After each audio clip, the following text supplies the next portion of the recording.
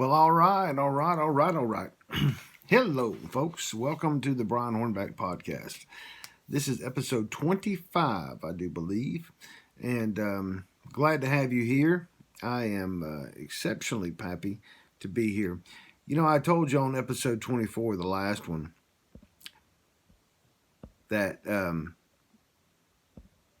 we were going to no longer talk about the Board of Health or the County Commission undoing the Board of Health. Well, I knew there was something else at the end of the last episode that I wanted to say about that, but you know, the way my mind was going at the end of that episode 24, I just couldn't bring myself to remember what it was.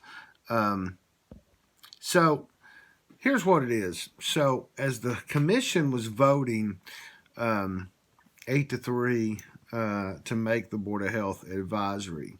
Again, let's not confuse matters. They didn't vote to dissolve the Board of Health. They didn't vote to fire the Board of Health. They simply said, we're going to make the Board of Health advisory to Dr. Martha Buchanan or the health director. Hopefully the next pandemic won't happen for another 100 years. And then, it'll be another health director. But as Larson J., the county commission chairman, was talking about it, he mentioned that there had already been one resignation in response to the commission making the Board of Health advisory. And so there was a lot of speculation that was Dr. Pat OBrien.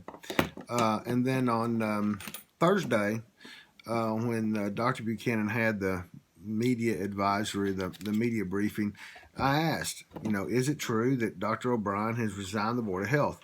And Dr. Buchanan said that based on what she'd read in the newspaper, which, that's a bit of a stretch to believe anything that the daily paper writes. But anyway, she said according to what she read in the Knox County Sentinel that yes, he had resigned. And I also had a follow-up question to that was, each person has a specific role on the Board of Health, and what role did he serve?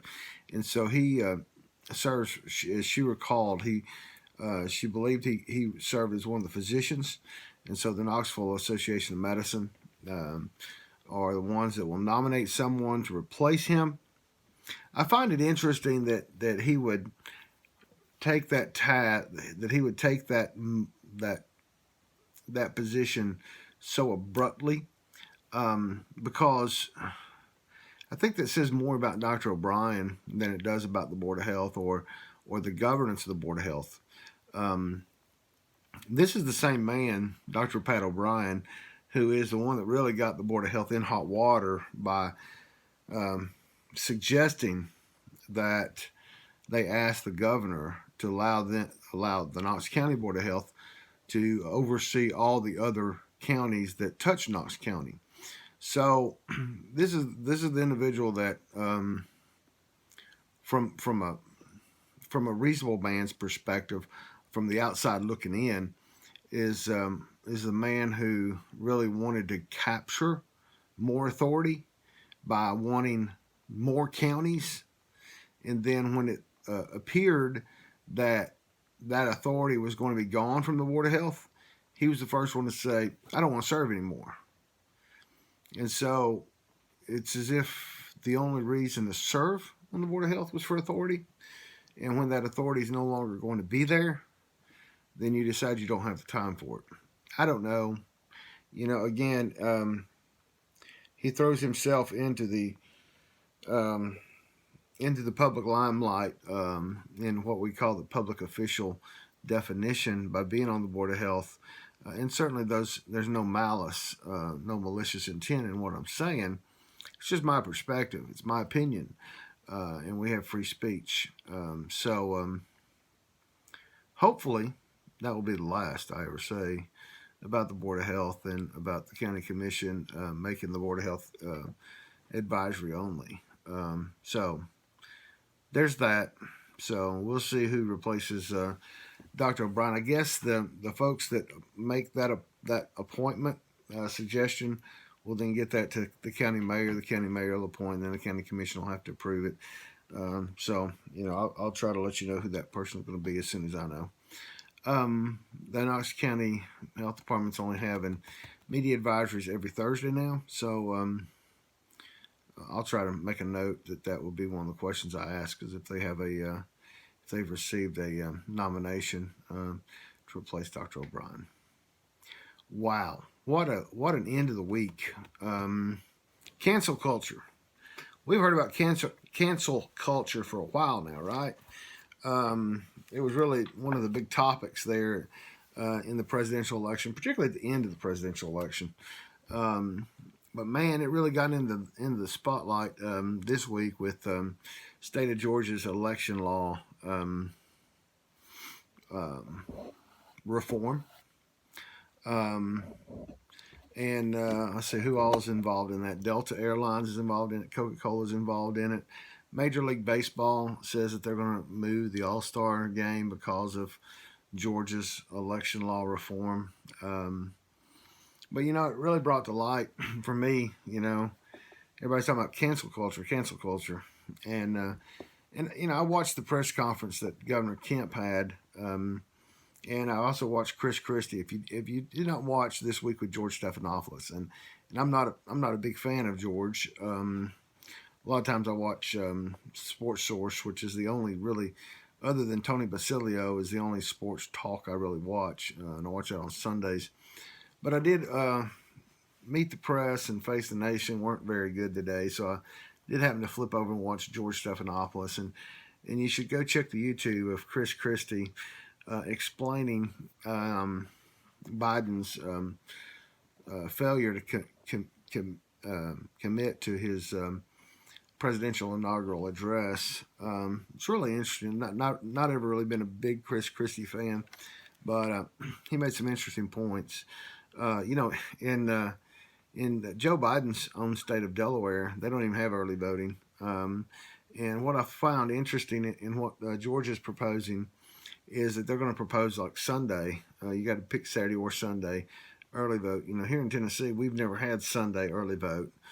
Saturday's always a big day, but we never have had Sunday. And we have a 5-day cooling off period in Tennessee where early vote closes. We have it for like 15 days.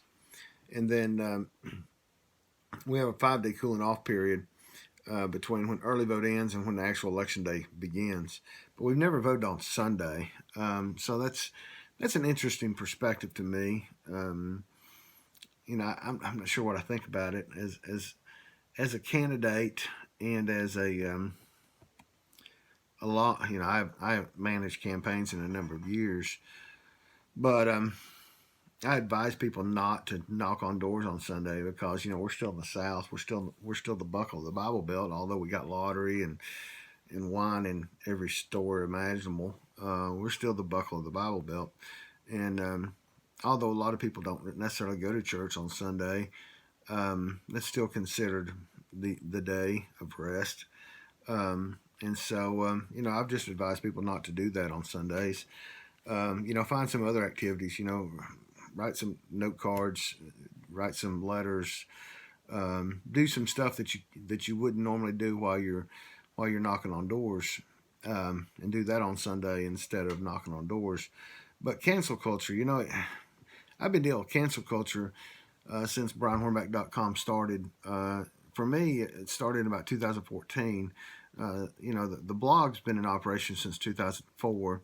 2013 started putting some ads up, and in 2014 is when I really started putting up some political ads. And I had a candidate that was running for countywide office that had committed to put up an ad, and was supposed to meet him the next day. And I did meet him the next day, but when I met him, he had already talked to some folks who had threatened him and said, you put an ad on there and we're not going to raise you no money. And the guy needed to buy yard signs, and he was stressed, and he was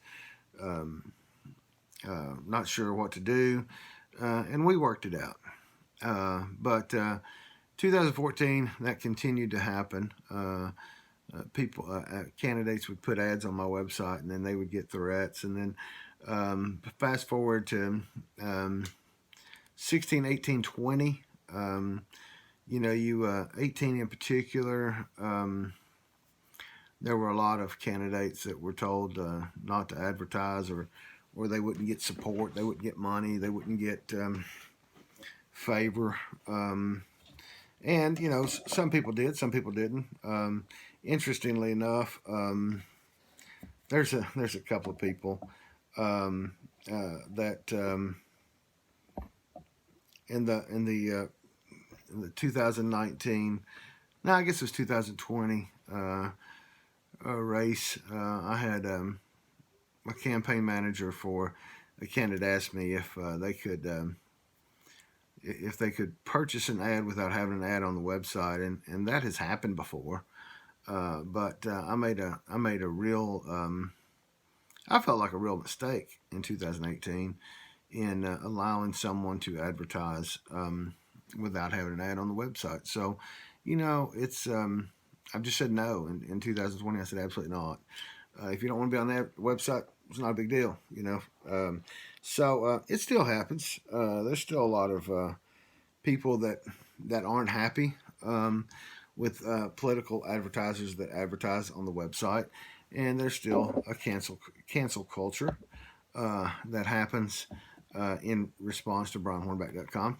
That's okay. The bottom line is this: the people that do advertise, more of them win than lose. Chancellor Eddie Pridemore advertised in 2014, and he only advertised in two places. He advertised on Praise 96.3, and he advertised on BrianHornback.com. And as the Republican candidate for chancellor, he beat the incumbent Democrat. The incumbent Democrat also advertised on my website, and so I appreciate everybody that advertises. But obviously, you highlight the ones that are the underdogs that do succeed on the website. And so, there's no harm, no foul. But I believe that people are more apt to be successful when they advertise on BrianHornback.com. And the ones that aren't scared of the cancel culture that's existed here before cancel culture became prominent in America, it's gotten to the point now to where I tell people, hey, look, when you advertise on here, there's going to be these people, and I can name them, who are going to send you letters, who are going to tell you that they're not going to support you. At the end of the day, that's ultimately your decision as a candidate, and just call it out what it is. But anyway, so I was cancel culture before cancel culture was cool. So anyway, with that said, it's going to be an interesting week. We got some stuff going on this week. Metropolitan Planning Commission, they call it Knoxville Planning now. They've got a big meeting on Thursday, and they're going to be, they're scheduled, or on the agenda is to deal with that big piece of property up in East Knox County, 488 houses up off Ruggles Ferry Pike. Be watching that one rather close, and we'll see what else MPC Knox Planning has going on, but that's a big watch. Also, the property over on Tools Bend, the North Shore Corridor Association won a Court of Appeals decision to not allow a big development on 400 acres off of Tools Bend. I suspect that one's going to be coming back to Knoxville Planning. The biggest issue on that one was Tools Bend is down off North Shore near Pellissippi, and it was property that's somewhat secluded, and so they were going to put a water treatment facility back there. That was in the original plan, and then as they got to Knoxville Planning, they decided that they didn't really need it, but it was still in the plan, and ultimately that is what the North Shore Corridor Association filed suit on. And so the court ruled, and then North Shore Corridor Association then appealed that judge decision, and they affirmed the trial court's decision. So I suspect that the developer's coming back on that one without a water treatment facility. So we'll see. But hopefully, I'll probably write about that here this week about that Court of Appeals decision. But it's always kind of a slow week, the first week of the month, and so this is the first full week, and so we will see. Really, it's just the MPC going on, and then anything that County Commission decides to do. I guess we'll be talking about the budget here relatively soon in Knox County. U.S. Senator Bill Hagerty was in town, was in the area. He went over and did a tour at Denso, and he also met with some hospital leaders over at Park West Hospital in West Knoxville last week. I didn't go to that because one was both of them were kind of I felt like were more of a closed, intimate event, and so I communicated with Senator Hagerty's media person and informed them that, hey, next time he's in town, I'll be there. But I went ahead and let him do the Denso and the hospital leaders without me. I did see that he did some extensive interviews with Channel 6 on their Tennessee This Week program this week. So anyway, not a lot of excitement going on. There's been some politicalization on a photobomb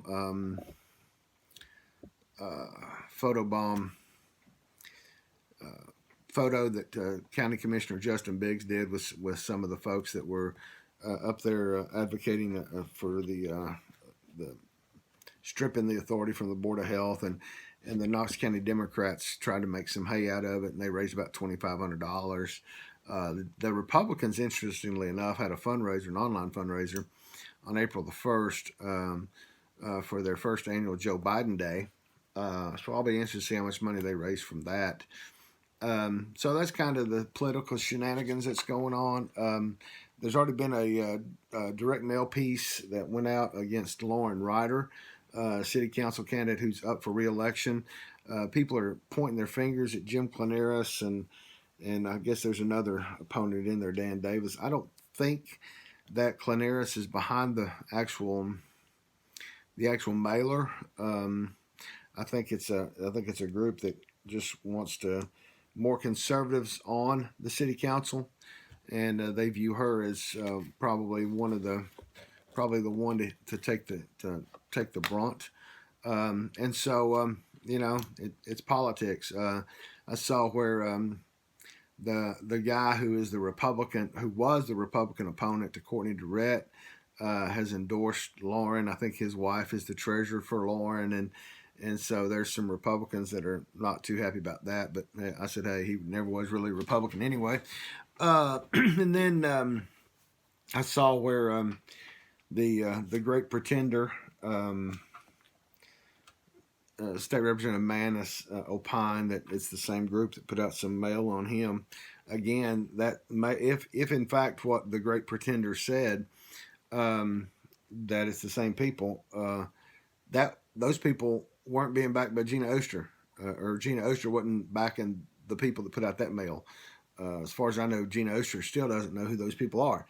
So hey, it is mail is mail, and those organizations that work in that arena of opposition research and putting out mail don't always reflect on the actual candidate who's running against somebody. So before you start throwing aspersions at somebody, be sure you know what you're talking about. But anyway, don't know where that name, The Great Pretender, came from. That's really a bad.